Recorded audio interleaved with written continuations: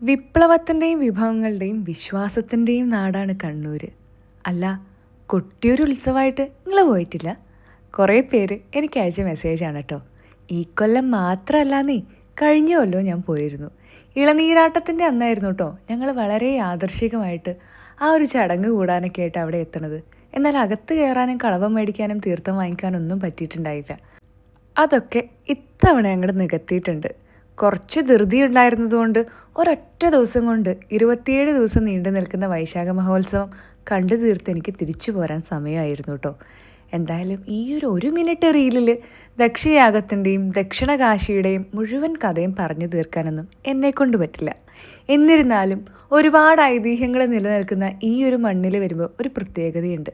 ഒരു മഴ പെയ്ത് തോർന്ന് കുറച്ച് കോടമഞ്ഞൊക്കെ ഇറങ്ങി വേറെ എവിടെയും കിട്ടാത്തൊരു ഫീല് ഈ ഒരു മണ്ണിനുണ്ട്. ജൂൺ 30 ശേഷം സ്ത്രീകൾക്ക് അവിടെ ദർശനം അലൗഡ് അല്ല എന്നൊക്കെ കേട്ടു. കാര്യം എന്താണെന്ന് എനിക്കത്ര തീർച്ചയായിട്ടും അറിയില്ല കേട്ടോ. അറിയാവുന്നവരുണ്ടെങ്കിൽ കമൻസിൽ പറഞ്ഞോളൂ.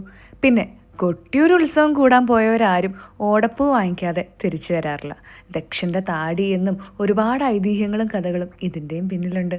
അങ്ങനെ കുറച്ച് കുപ്പിയോളയൊക്കെ വാങ്ങിച്ചിട്ട് നമ്മളതേ ഉത്സവമൊക്കെ കൂടി തിരിച്ചെത്തി.